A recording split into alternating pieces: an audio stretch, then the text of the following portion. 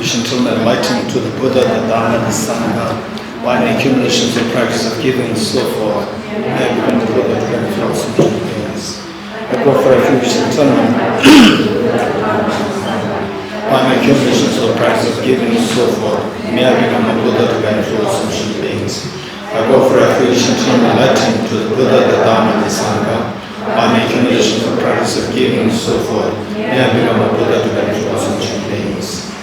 Sanye Jola Zoge Jonan La Chanju Bando Dane Gyapso Chi Dage Jinso Gebe Sonam Ge Jola Kenji Sanye Juba Shu Sanye Jola Zoge Jonan La Chanju Bando Dane Gyapso Chi Dage Jinso Benjira Sanye Juba Shu Sanye Jola Zoge Jonan La Chanju Bando Dane Gyapso Chi Dage Jinso Gebe Sonam Ge Jola Benjira Sanye Juba Shu.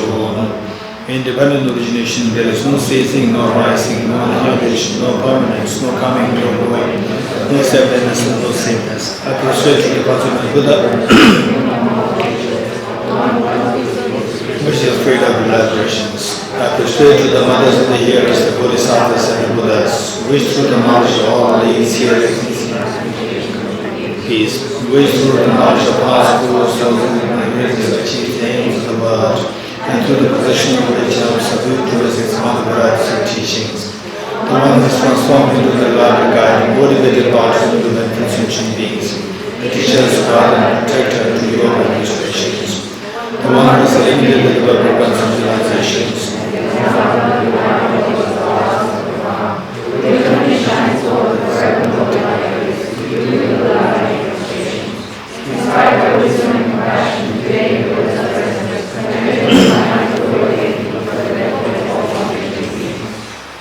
Om Ye Dharma Hetu Prabhavam Hetum Tesham Tathagato Yavata Tesham Chayo Nirodha Evam Vadi Mahashamanaye Swaha. Om Ye Dharma Hetu Prabhavam Hetum Tesham Tathagato Yavata Tesham Chayo Nirodha Evam Vadi Mahashamanaye Swaha. Om Ye Dharma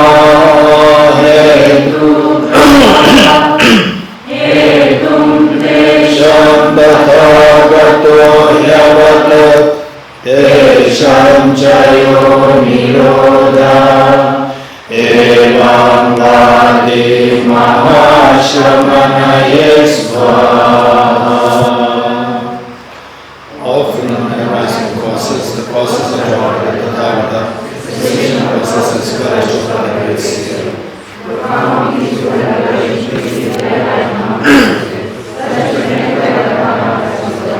Finding all within his teaching, in silence are returning words.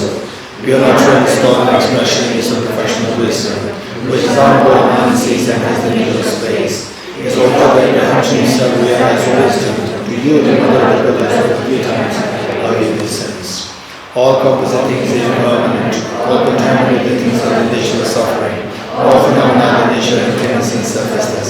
Transcending sorrows of peace. The Guru is the Buddha, the Guru is the Dharma, likewise the Guru is the Sangha. The Guru is also the moods, the Guru is the Guru. By the sound of the vibrant drum of Dharma, you liberate all beings of diseases, and it's usually kindly illuminative teachings until the end of the expense of beings of the others. The Buddha also was the negativities of beings, noticing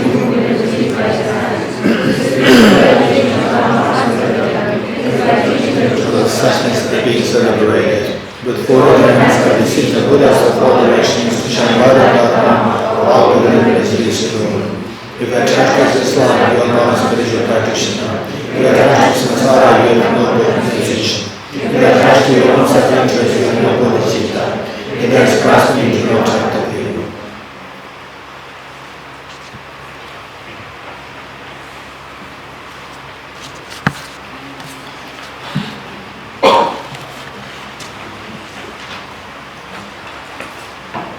Okay. So this morning what we're discussing was the four essential identified object negation, and okay. Now let us put it more in the form of actual meditation, in the form of practice.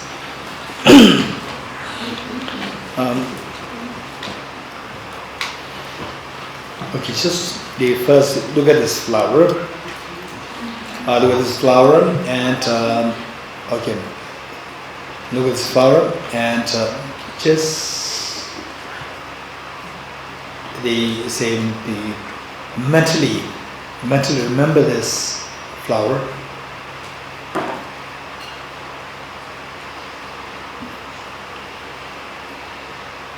Okay. And how does this flower appear to you in your mind? As objectively real, or as like a dream that subjectively your mind is imputing it? Like a movie projector projecting it on the screen. How does that appear? Of course it appears as so objectively real, nothing to do with my mind. This is known as the perception of the objective existence of the flower. And when it's built the emptiness of flower, object negation, the first essential to identify the object negation is identifying that the flower exists objectively real, nothing to do with my mind or independent of my mind. Okay, this is how the flower appears to me, that's object negation. Okay, so how do we evaluate to see if the flower exists objectively, the way it appears, or it exists subjectively? How do we evaluate this? By subjecting flower to ultimate analysis. Now we know what is ultimate analysis. Subjecting flower to ultimate analysis, let's say in very simple terms, let's employ the ultimate analysis in the form of the electron microscope to see the object more closely, as what Arjuna indicated in the precious garland. If the mirage were to be water, why not those close by the mirage see water? Okay, let us all say these two lines together. If the mirage were to be water, why not those close by the mirage see water? Once more. If the mirage were to be water, why not those close by the mirage see water? Okay, how do we go closer to this object to see if the flower does exist objectively? By subjecting the flower to ultimate analysis, to the mind which goes closer to this object. So that in a loose sense, we take the electron microscope, using the electron microscope as in lieu of the ultimate analysis. First, what we see is that this Bodhicitta is so tender and beautiful textured flower. Through electron microscope, we see that it is not as tender as how we see this through our naked eyes. It's so very gross, like the dry mud, dry clay with the cracks there. And to further fine-tune the electron microscope, we see that these cracks are nothing but the partitions of the cells. And these partitions of cells are the cell membranes. And within the cell membrane, you see the nucleus, cytoplasm. And through further fine-tuning the electron microscope, you will see within the nucleus you see the chromosomes. And chromosomes are like very striped, brownish striped, snake-like structures. And through further fine-tuning the electron microscope, we see that even this structure of the chromosomes is nothing but DNA molecules. And these molecules are made of atoms. Just stay there. Now what do you see? I see a pool of atoms.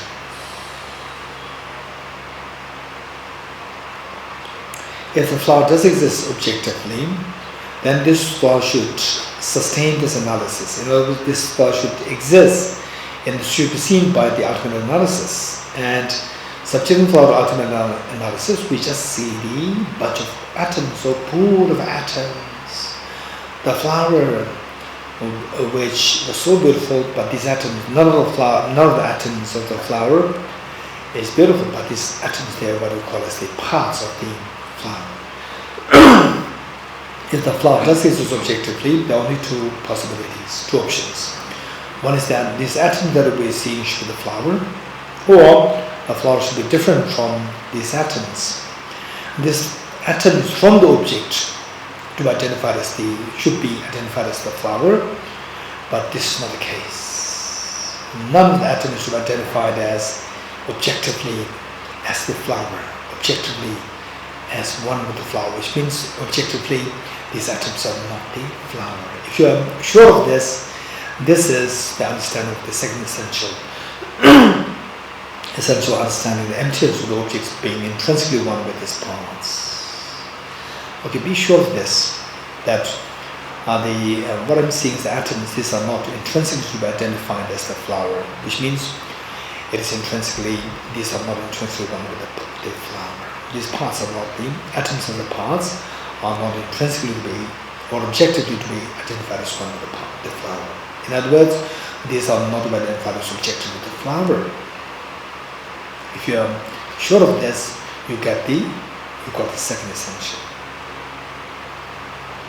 Of the two possibilities, if this possibility is ruled out, then the second possibility is that if you still believe that this flower exists objectively, then it should be existing as intrinsically different or objectively different from the atoms. Remove the atoms and see what is left there. You see if the flower exists as intrinsically different from the atoms, different from the parts, and as atoms. Remove the atoms, what happens? Nothing is left there as the flower. This is, if you're sure of this, that the flower does not exist independent or getting away from removing the atoms, nothing is left there as a flower. There's nothing to be identified as a flower as different, as objectively different from the atoms. If you're sure of this, you've got the third essential understanding, the emptiness of the objects being intrinsically different from its parts. But these two understandings combined together will give you a conviction that the two possibilities for the flower, if it does exist objectively, when these two possibilities are ruled out from the object, they cannot be objectively existent flower. If you're sure of this, you've got the fourth essential deprivation, understanding of deprivation, that anything which is empty being intrinsically one with and intrinsically different from its parts entails the emptiness of objectivity of the flower. From the object there's no flower there. Okay, now the conclusion. Where's the flower from the object? Subjective flower, ultimate analysis. Where's the flower? Nobody was saying, just stay in this experience that the flower is empty, that none of them are negative. Stay in this experience for a while. Where from the object it is totally empty. The emptiness of objectivity, that is the reality, that is the objectivity of the flower. That the flower is empty from the object, that is the objectivity or the ultimate reality of the flower, true reality of the flower. That is not empty from the object reality. Emptiness or objectivity of the flower is the objectivity or the ultimate reality of the flower, as seen by the ultimate analysis. Sense experience for a while.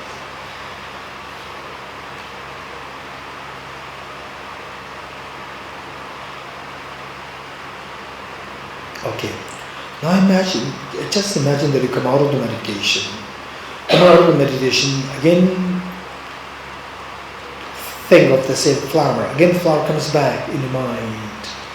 Yes, from the object, you are 100% sure that it is empty. It still appears to the mind, however. Mind is the subject, it's not the object. On the subjective level, it still appears. Therefore, we can draw a conclusion, it is purely subjective. It is a mere subjectively real. It's merely subjective. From the object is empty. Therefore, it is like illusion, like a mirage, like illusion. It simply appears to the subjective mind. From the object is all just empty. This is known as the illusion-like emptiness. Okay, slowly come out of this meditation, come out. This is how we are doing the meditation emptiness. So with this in mind, I'd like to introduce what we've already explained. I'd like to again consolidate what we learned in this form, that this object, that's a flower, we are very sure that from the object it is empty. Which means The flower, when subject to ultimate analysis, the flower is empty, which means the flower, when the flower is not seen by the ultimate analysis, it doesn't mean that the flower is non-existent. It simply means it does not exist objectively. Okay. And if it does not exist objectively, does it exist or not then? It does exist. How does it exist? It exists subjectively. Okay. So we see that, how to know that it exists subjectively? Because when we subject the flower to conventional analysis, we see it as a flower. When we subject the object to the ultimate analysis, we see the flower as empty. So the same object can be seen in two different ways. You getting it? Okay. Now the challenging question. Ready? Okay. When you look at this object, say let's say group A and group B. Group A and group B. Group A looks at it through the conventional analysis. Group B looks at it through ultimate analysis. Okay, so let's say this side. From here, your name? Tenzila. Tenzin. Tenzin Namdala. Namka. Namka Namta. Namkala. Tenzin Namkala, Srinchudala, the lady over there. Kirti. And the lady over there. Bia. And Kaya. And here, gentleman here. Philip. Okay, this side is group A. And this side is group B, right? This side is group B. Same, group A looks at this object, and okay, you should have clear ears. Group A looks at this object through your naked eyes. Group B naked eyes meaning conventional analysis, and group B looks at it through ultimate analysis. Now I'm not going to use the easy words all the time, naked eyes, electron microscope. I'm going to shift it to the technical terms. Group A looks at this object through ultimate conventional analysis, and group B looks at it through ultimate analysis. Okay, group A, what is this? Group B, what is this? No flower, emptiness of flower. The flowers, no, there is just a bunch of atoms, no flower. Okay, group A, what is this? Group B, what is this? Emptiness of flower. Good. Okay. Is there anybody who remembers the question that I asked you? What is the question that I asked? Why is emptiness considered a non-affirmative negative? This is not my question. The question that I asked you, I said how. So with this question, to the question, answer that you give to the question. So what was that question? The lady there? Yes, you? Oh, I did not ask a question. So what answer did you give? Your group B, there's group A, and group B, what did I ask? What was your answer? This emptiness, right? You just randomly said it, or you answered it as you gave the answer to my question. What is my question? Anybody who remembers? Huh? What is associated with this? What I asked, what is this? What was the question? Full question. Anybody who remembers? Say it again. What do you see when you look at this flower? Anybody else? According to conventional analysis, how does this look for us, and according to ultimate analysis, how does this look for us? This mean this one? No, the flower. Flower. What is this flower? Okay, anybody else? What is this substance? I didn't use the word substance. Anyone else? What is this object? Yeah. So this is why I asked you to have a clear ears, right? I did not ask what is this flower. I asked what is this object. You getting it? You must have you must be an extremely good listener, right? You must be a good listener. What is this object? I didn't say what is this flower. Right? Okay, group A, what is this object? Flower. Group B, what is this object? Emptiness of flower. You getting it? Okay. So now let's see. From this what we learn is that object as seen by the ultimate analysis is known as ultimate truth. Okay, group A is conventional analysis. Object as seen by the conventional analysis is the conventional truth. Object that is seen by the ultimate analysis is known as ultimate truth. Same object has two different truths. Same object has two different truths. It manifests two truths. One as seen by the conventional analysis and one as seen by the ultimate analysis. Okay. So, what is the object that is seen by group A? Flower. So, group A uses which one? Ultimate analysis, conventional analysis. Conventional analysis. So, the flower is what? Conventional truth, ultimate truth. Why is it conventional truth? Because that's the object seen by conventional analysis. Very good. Okay, group B. What is this? Emptiness of flower. So emptiness of flower is seen by which of the two analysis? Ultimate analysis. Because it's seen by ultimate analysis, it is known as ultimate truth. Okay, so the same object displays two truths. You are getting it? Is it true that this is a flower? Hey, is it true that it's a flower? Group B will say that there's no flower, so how are you saying? But group A will say yes, it's a flower. It's true. Is it true that it's empty of object existence? Yes. Group A has no idea. Group B will say yes, it is empty of true existence.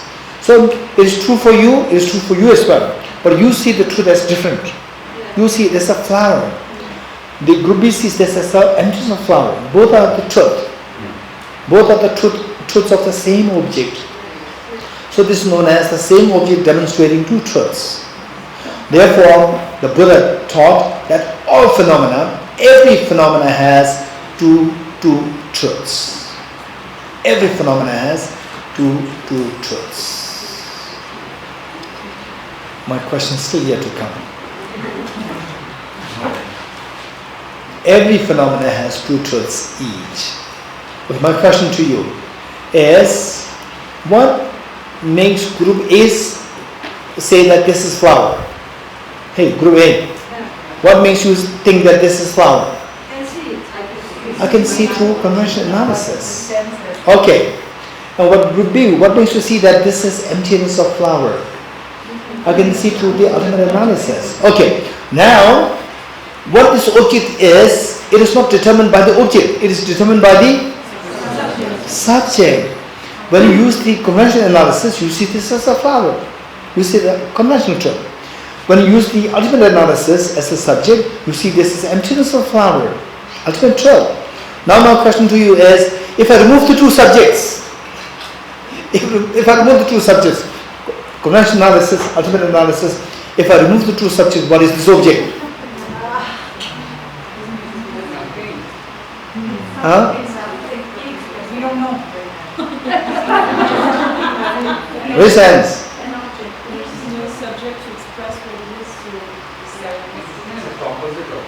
Louder. There's no subject to describe it. So? Silence. Okay. Abhishekji? If the two subjects are removed, what is this? I did not change the object. I'm not changing the object. I don't even touch the object there. Right? You said this is flower. Group B says this is emptiness of flower. And we concluded that how you see the object demonstrates two qualities, two truths. And these two truths are on the basis of not the object, on the basis of the subject. Remove the two subjects. What is this object? This is my question. I do not even touch the object. Right? So I keep the object as it is, as intact as it is. So what is this object? If I remove the two subjects, what is this? Raise hands. Raise hands. Raise hands. Yes. It doesn't exist. Anybody else? It's emptiness because it's the reality. So emptiness is described on the basis of emptiness is described on the basis of the ultimate analysis. And I said remove the ultimate analysis. What is this? Huh? Okay, Dr. Nunnery is saying that this is indescribable. It cannot be described as yes, no, flower, no flower. You cannot describe anything in the eyes of the ultimate analysis. This is what your name? Huh? Unit. You did. What you did said? Silence. Cannot be described. Right? Okay, anyone else? Yes. In emptiness of both conventional and ultimate truth together. So they remove the two analysis. What is this? Is the combination true? The emptiness of the combination of both. So the emptiness of the combination truth. That's interesting. Okay. So because the two truths are gone, because two subjects are gone. So the emptiness of two subjects come into being. That's interesting. Okay. I'm not going to say no as of now. Yes, Farisaji? saying a little wrong. So when there is no subject there involved, therefore it doesn't really exist. It does not exist. Meaning in a sense like So non-existence is there. yeah. Non-existence is there. Non-existence is a conventional ultimate. Non-existence. Hey, there's no elephant. Conventional ultimate. Huh? Ultimate. Wow, that's amazing. So everybody sees ultimate truth. No elephant in this house. Conventional ultimate. Conventional. So non-existence is conventional. Again, it's simple conventional analysis. Philip? You raise hand. You did not raise hand? Or did I answer it? I would say it cannot be known. It cannot be known. It cannot be known. But it can be known by the Buddha. I don't know. Okay. Yes. It remains as something that has the potential to be perceived as subject. Huh? It remains as something that has the potential to be perceived as There's a something there. There's something there which is the potential to manifest as ultimate truth or the conventional truth. There's something there. What is that something? Conventional ultimate truth. That's not decided. Huh? No, everything should be, if something exists, it should necessarily be conventional ultimate truth. No? If something exists, it should necessarily be conventional truth or the ultimate truth. These two, this is what I'm saying. You have two hands, you are not two hands. You have two hands, you are not two hands. Are you two hands? You are not two hands. You have two hands. Everything has two truths. Everything is not two truths.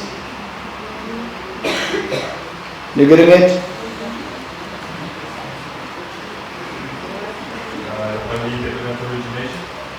Dependent origination. Dependent origination is the conventional truth or ultimate truth? Conventional truth, you should see the conventional analysis. You have to move the conventional analysis. Okay. Yes. The object is absent or subject. So, object being absent of subject, the subject is the conventional truth. Existence is absent of the subject. Object exists is the absence of. I meant to say that the object exists even though there is absence of the subject. Object does exist even though the subject is absent. So what is that? Is that conventional truth or ultimate truth? Conventional truth. You should be seen the conventional. So I will remove the conventional analysis. Okay, what is there? Yes. There are not such things that is There is no such thing as this. That is conventional ultimate. Huh? There is no such thing as this. so as this scenario that Uh-huh. both truths are out. Say it again. There is no such thing. There is no such thing where the two analysis out. Is that a reality or not? Does it exist or not? If it exists, what is that? Conventional truth or ultimate truth? Yes, but there. Your school, the Prasangika, we believe that externality external phenomena exist external to consciousness. So you can call it as an external phenomenon. Okay, there's external phenomena there. It's a conventional ultimate. Phenomena external to consciousness. Yes, so what is that? Conventional truth or ultimate truth? Okay, so with these in your mind, you feel a little hazy, resents. Little hazy. Okay, if you really felt a little hazy there, it makes sense, but it doesn't make sense. It makes sense. I could not get it. It makes sense. It's strange. If that feeling comes to you and this little uneasiness comes to your mind experientially, little uneasiness comes, this is a very good starting point. So we have to study more, reflect more, and if possible,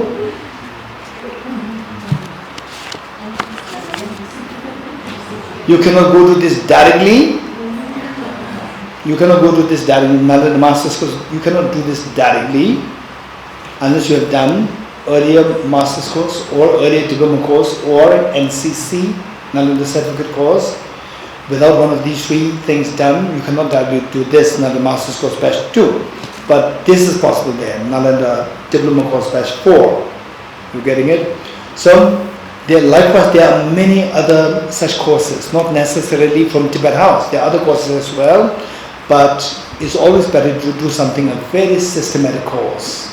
There are institutions which provide, only benefit of the Tibet House is that teachings are happening directly in English is one benefit. Number 2, the fees are very nominal for the monastic and the students. The heavy discount is there. So therefore there are so many benefits there. And of course, many topics are being covered within the span of this one 4 to 5 years, and here just 1 year. There are so many benefits there, but it's not necessary that you have to do the Tibetan course. There are so many other courses offered by other institutions. Yes. Finally, have we actually answered the question, why is emptiness a non-affirming negative? And if so, can you try to put it in one sentence, like a punchline?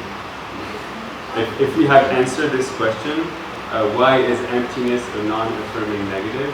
Can we try to put it in one sentence, in the shortest possible? Yes, me. Yeah, I'm asking, is it possible? Is there a way to answer this question in one sentence in order to help us understand? It's just a mere absence.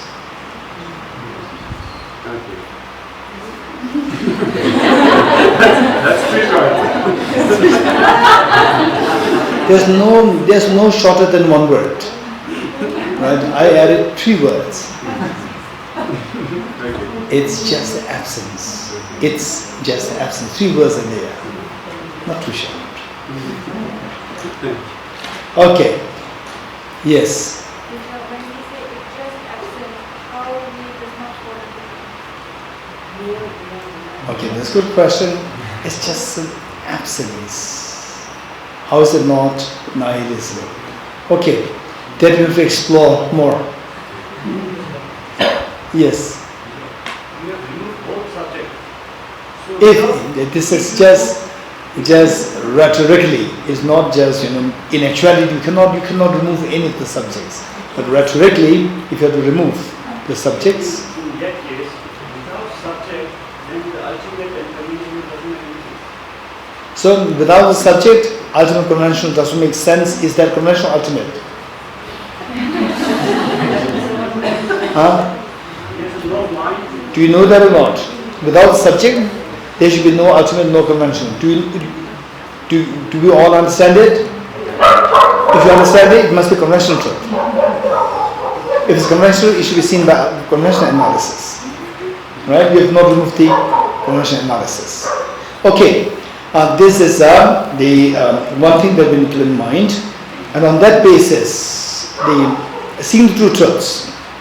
This is so important that Heart Sutra, in Heart Sutra, they say of all the perfections of wisdom sutras, there are so many of such sutras there, and in the Tibetan translation Kanjur, we have the Bum, means 100,000 the lines, and we also have the 8,000 the Gompa 8,000 lines, the text on emptiness, and then the many other shorter texts like Heart Sutra. Heart Sutra is just like 1.5 pages. So that's the essence, heart meaning the essence of all the professional wisdom sutras. From this essence, the 4 lines. Form is empty, emptiness is form. Emptiness is not other than form. Form is also not other than emptiness. Okay, now, okay, what's the first line? Form is emptiness. Form is empty. So what group A sees as form, flower, is what group B sees as empty of flower. You getting it? Form is empty. Which means that what group A sees as a flower is, in ultimate analysis, it is empty of being a flower, which means ultimate truth. Seen by the ultimate analysis, there's ultimate truth. So the first line is identify the ultimate truth. Form is empty. What's the second line? Emptiness is a form. What group B says as emptiness is what group A sees as a physical form, flower. So that is, although objectively it is empty, but subjectively something is there. There's a flower. That is a conventional truth. The first line explains the ultimate truth. Second line explains the conventional truth. And these two truths, are they like two different entities? Are there like two different entities like the mango and the apples, two different entities? No. What's the third line? Emptiness is not other than the form, which means what group B sees as emptiness is, okay, group B, what is this? Group A, what is this? Flower. So I pointed to the same object without shifting it, without moving it, but you give two different answers. What group A sees as emptiness of flower, this is not different from what group A sees as flower. So these two are the same entity. When you point to the object, I'm referring to the same object for the two different labels. You getting it? What group B sees as the emptiness is what group A sees as the flower. These two are not objectively, there's objective meaning from the object. When you go to the object, these two are not seen as different. So these two are the same entity, same nature. The two truths of the same object, these two are the same nature, not different entities. You getting it? What's the form line? Form is also known other than emptiness. What group A sees as form is not different from what group B sees as emptiness of form. So, ultimate truth is not different from conventional truth. Conventional truth is not different from the ultimate truth. You getting it? The two truths are the same nature. Same entity, different isolates. Okay.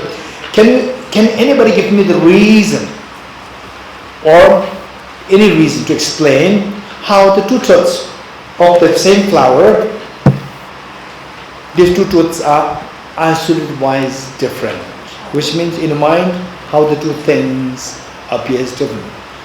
Okay, how the two truths of the same flower, these two are isolated wise different. Can anybody give me reasons? Rachel? Huh? When we look at intention. Okay, let us all listen to all of us. Yes, Rachel?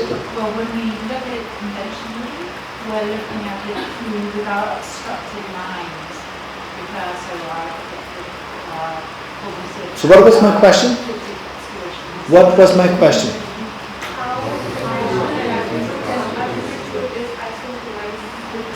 How the two truths of the same object, these two are isolated as different. Anyone else? Philip? If you look at the emptiness, Huh? if you look at the emptiness, Huh? and it's an absence, then the conventional analysis, something comes up. Okay, you're getting somewhere good. Yankila? When we meditate on the emptiness of the flower, we see is empty of the completely intrinsic nature, but in the same time, its appear is objectively clear.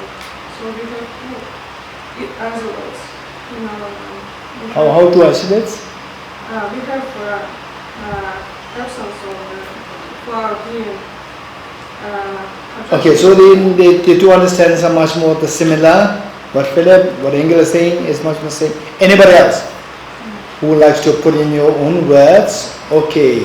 Kaya? Well, first thing is, both are the same, right? But then we look at it as one group, right? Wisdom and the other one doesn't. Let's not say both are same. Let's say the two are same nature, same entity. So how these two are entities? Asura was different. Entity was one. Asura was different.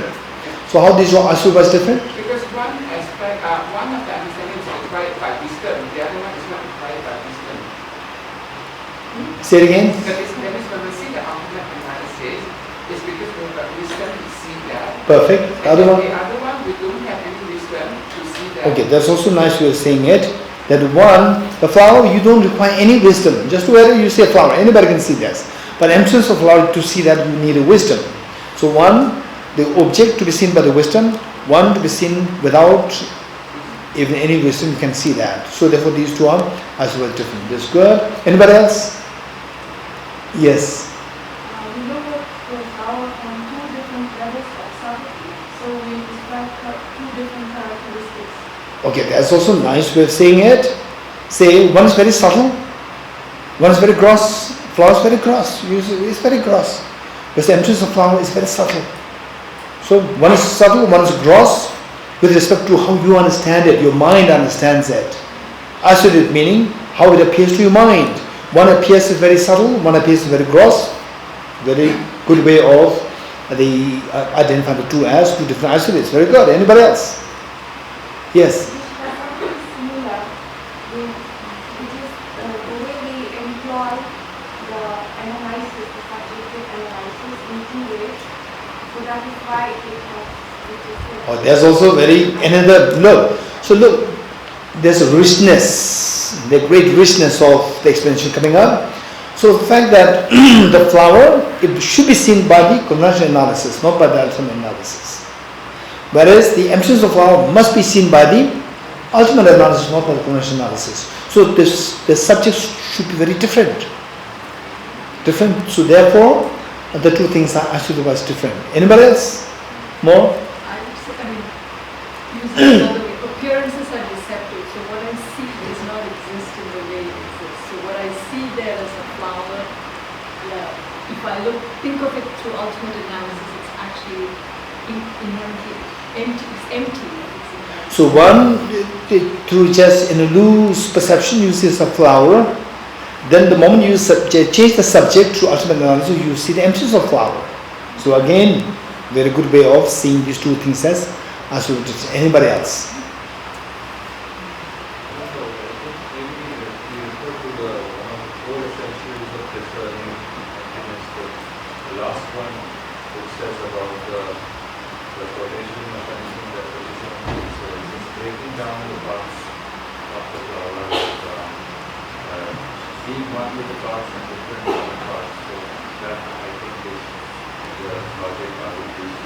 So no, how the two things are seen as isolated but is different. How? Two things, not the intrinsically one intrinsically different, but the flower and the emptiness of the flower. How these two are isolated but is different. Anyone? More? Much more effort to create an image of emptiness. When, for example, the flower is less effort because that is much more clear. Say it again. Emptiness. So Create the image of the flower. Emptiness has a lot of imagination. Okay, a lot of effort is required to create the image of the emptiness of the flower. But to create the image of the flower is very easy. Yeah. Right? That's again a very good way of saying this. I see that because the emptiness of this particular flower is not coming because it isolates from that particular flower. Okay, that's very complicated. Okay, so the emptiness of this flower does not come from the acid of the flower. Is that what I'm saying? Acid of any other entity. Oh, what I'm saying is that emptiness, flower and the emptiness of flower. Let's not compare with the other things. These two things. Okay. This is Bela. Under the conventional analysis, it's a flower, and emptiness is the absence of the flower. Emptiness. Under the ultimate analysis, In the ultimate analysis, and if I see the emptiness of the flower, there's Yes, so how these two are super different? How? Emptiness so different. There's absence of flower and there's a flower. So as you know. Okay, this is also a good thing. Yes. Okay. So what I would say is that let's say that what Principal Pierre is saying is that how many agree with me that the flower is a positive phenomenon in his hands? Emptiness of flower is a negative phenomenon in his hands. One is negative, one is positive. These two they appear very differently to your mind. Right? Absence is a negative phenomenon, and the flower is a positive phenomenon. So these two are naturally they appear very different to the subjective mind. Therefore, these two are isolated wise different. You're getting it? Okay. Yes. Would it be true to say the simple sentence, everything exists subjectively? Yes, of That course. sentence is true. Okay. Say it again. Everything This is exists. subject to 100%. Okay. Correct. Yes. So now with this, what we say is that, in fact, say from this understanding, from understanding two truths, you can understand what is samsara and what is nirvana. From understanding the two truths, you will understand what is samsara and what is nirvana. Oftentimes, in the great texts, like the ones written by Nagarjuna, and also the Buddha also indicated sometimes that the samsara and nirvana are the same, one and the same thing. Right? But don't think that samsara is nirvana, nirvana is samsara. This is totally wrong. When it's saying that samsara and nirvana, they are the same thing, it means something very profound. For example, the flower. Don't say the flower is empty and is empty as the flower. Don't say that. These are the two entities of the same, these are the two characteristics of the same object. You're getting it? These are the same entities, but they are not same isolates. These two are two different isolates with the same entity. So what is samsara and what is nirvana? There is no samsara and nirvana as two different entities. So what is that? Let me explain this to you now. Okay, let's say that we're all going to have Guru A and Guru B. We're all going to have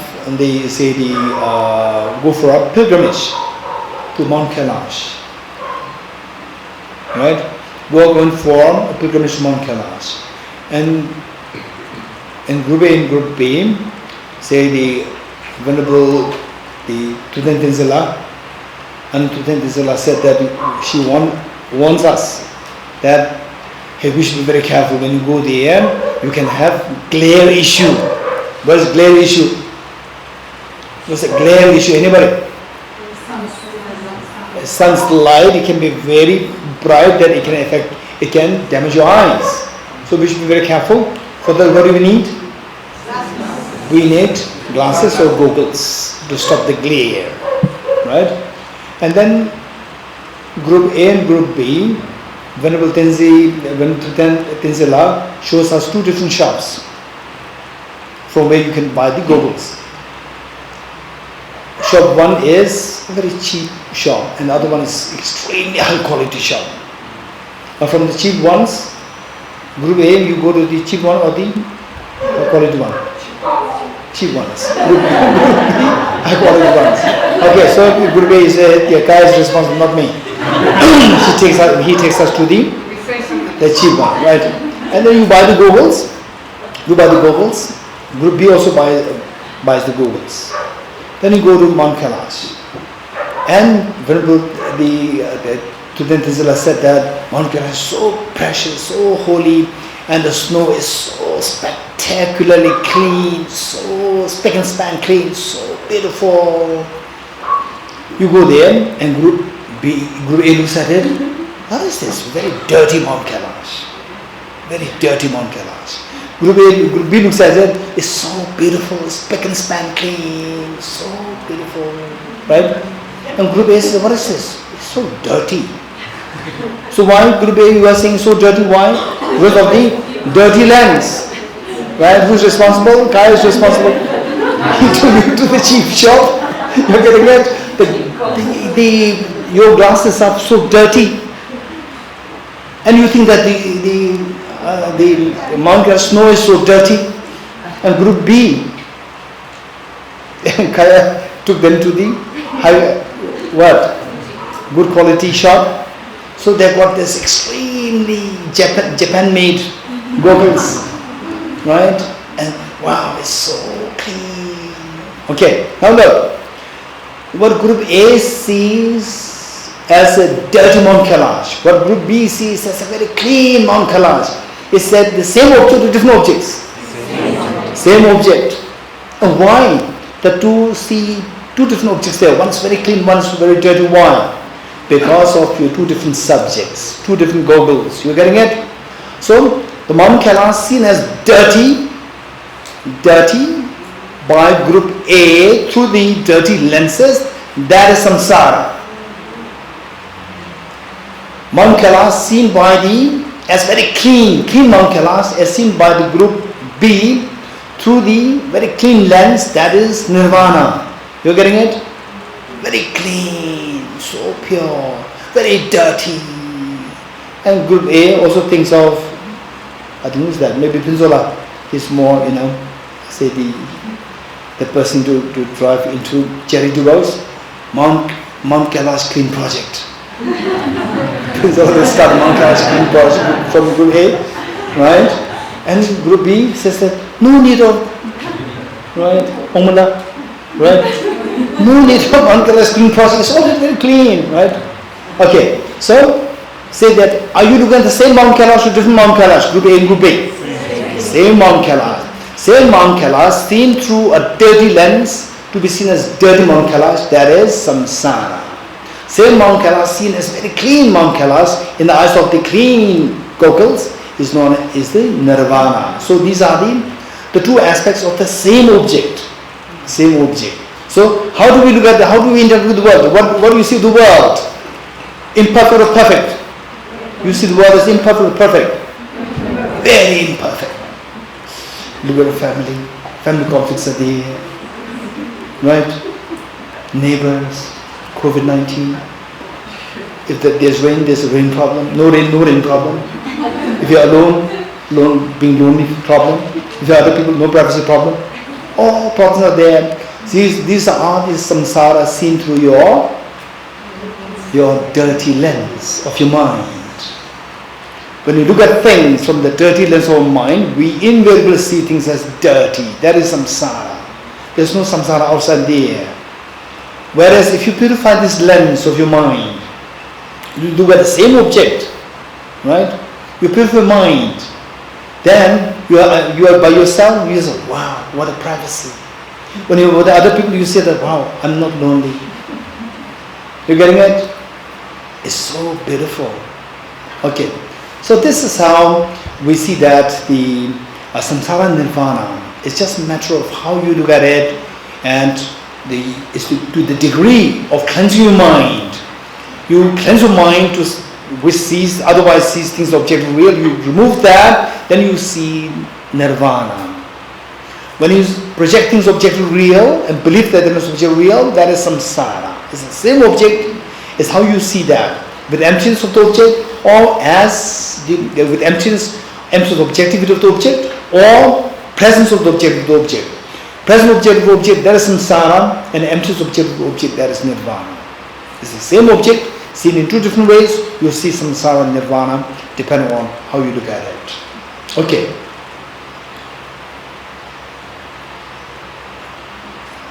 So with this, I'd like to take you to page 4 of the Blaze of Non-Dual Bodhicitta, page 4.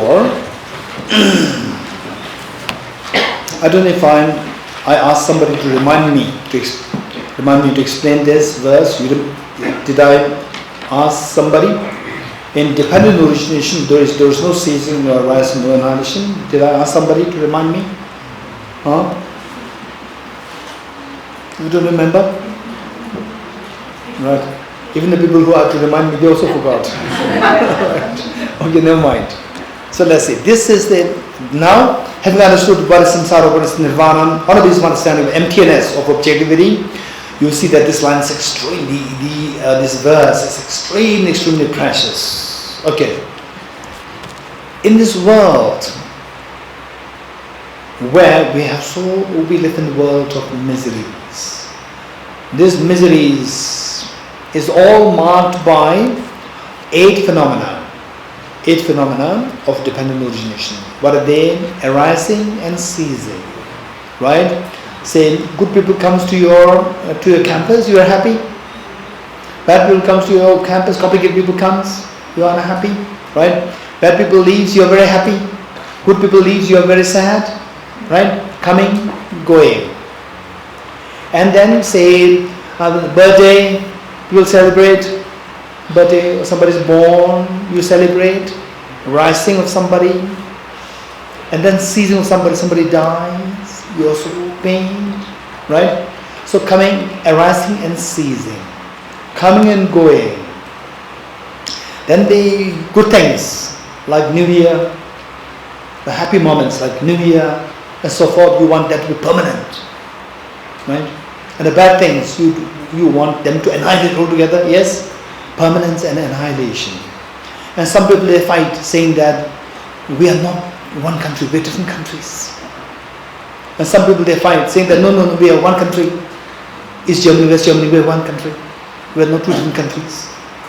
And some people say North Korea, South Korea, we are 2 different countries. And some say no, we are one country. Tibet, China, 2 different countries. The Chinese say no, we are one. Right? So people crave for oneness. People crave for differentness. And on this basis, so much of loss of lives happen. So many wars happen. All these border tensions, wars, they're all because of wanting to be one or wanting to be different. So we see that all our miseries somehow they revolve around these 8 phenomena. What are they? Arising and ceasing. Then permanence and annihilation. Then coming and going. And then oneness and separateness. These are the 8 phenomena with which our problems revolve around. When see these 8 phenomena as objectively real, we are trapped in miseries. And when see that these 8 phenomena, they are all like illusion, empty of true existence, your misery is dissolved. So it says, reading this, it says, in dependent origination, the reality is that things are dependent origin, nothing subjective real. In dependent origination, if you understand dependent origination, then objectively you understand that objectively there is no ceasing, no rising, no annihilation, no permanence, no coming, no going, no separateness and no sameness. So your miseries, and even objectively speaking, even your miseries are not there. Your sorrows are not there. All your sorrows dissolve in the experience of emptiness. Okay. I prostrate to the consummate Buddha, the supreme among all teachers, the one who taught this peace.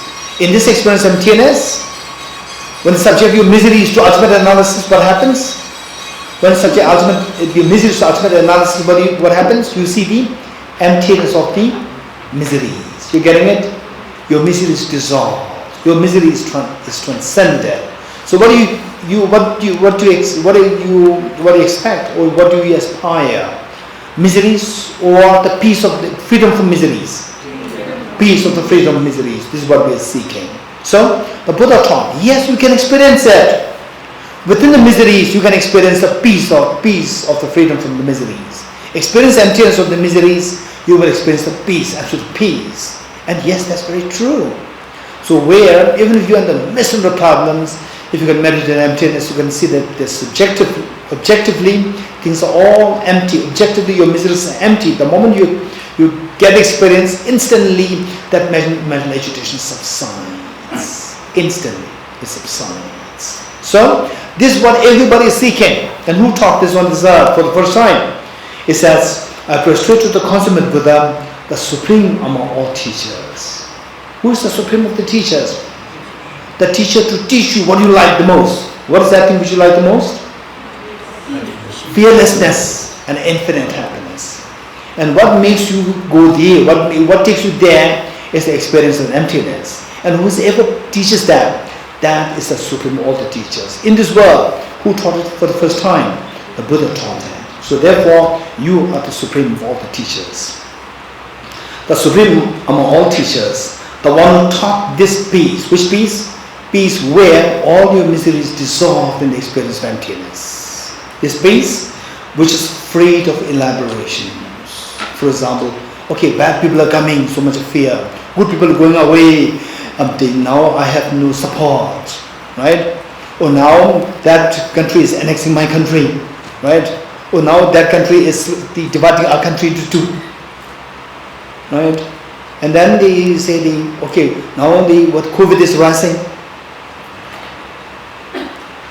and now the pollution is rising, the clean air is ceasing. So all these, when you see that these are all like illusion. So these are the elaborations. These are the multiplicities, the elaborations that your mind projects when you see that these all stop in the experience of emptiness. This is which is freed of elaborations, where all the elaborations of the 8 phenomena, they all dissolve in the experience of emptiness. Your misery is dissolved. That is the peace that everybody is seeing. And who taught this for the first time on this earth? That is the Buddha. It's only through the experience of emptiness. Without this experience of emptiness, no matter how sophisticated your meditative concentration is, at the most it can take you to that level of the peak of existence, not beyond that. Peak of existence is within the bound of samsara. You will never be free from samsara. So this is where the experience of the wisdom of emptiness is so precious, and it's on this basis that Arya Nagarjuna praised the Buddha Shakyamuni for having taught this emptiness. Okay, let's read this 3 times together. In dependent origination, there is no ceasing, no arising, no annihilation, no permanence, no coming, no going, no separateness, no sameness. I prostrate to the consummate Buddha, the supreme among all teachers, the one who taught this peace which is free of aberrations. In dependent origination, there is no ceasing, no arising, no annihilation, no permanence, no coming, no going, no separateness, no sameness. I prostrate to the consummate Buddha, the supreme among all teachers, the one who taught this peace which is free of aberrations.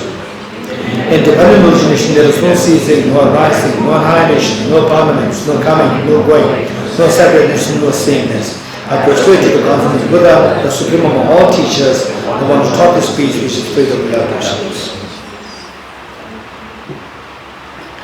Okay, so this experience, the one who taught this peace, when last time I gave you 2 options: 1, very pleasant dream; 2, extremely unpleasant dream; number 3, waking up from the dream. So you chose the number 3, waking up. Waking up, the benefit is that in both the dreams, one which is so pleasant, the other one is very unpleasant. In both cases, what's the problem?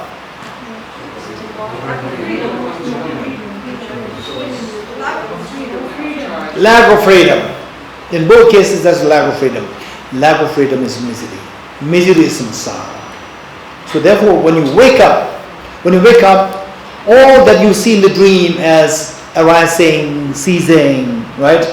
Okay, now today's the day that we're going to have the birthday party celebration.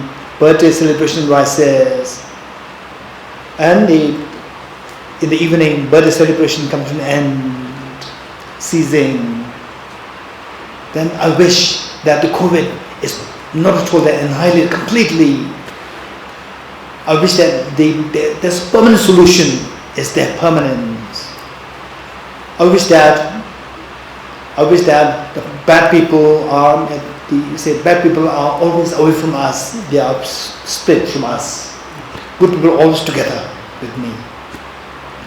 And all these elaborations in the dream, they stop. All these 8 phenomena, they stop the moment you wake up.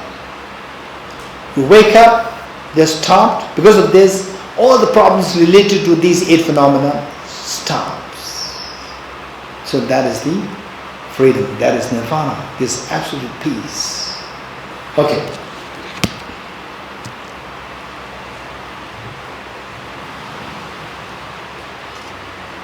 Okay, so good.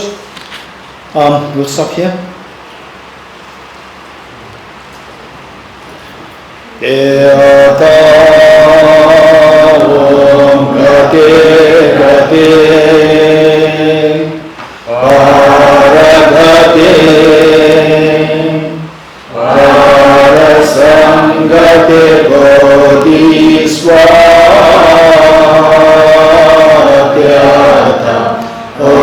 gate gate